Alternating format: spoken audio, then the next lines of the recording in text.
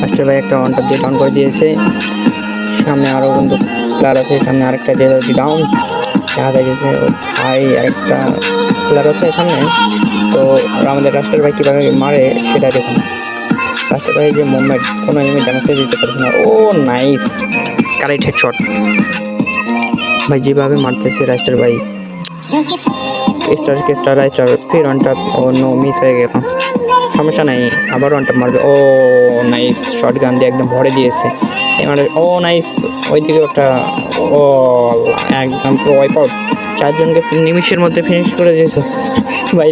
আরে ভাই one top করতে তারপরে মনে নাই, এটা একটা নিশ্চিত ডাউন হওয়ার কথা কিন্তু। ও নাইস, তারপরে শুনে শুনতে পারলো কীরকম স্লোমেশন এডিটিং। ও নাইস, দুইটা শটে মরছে।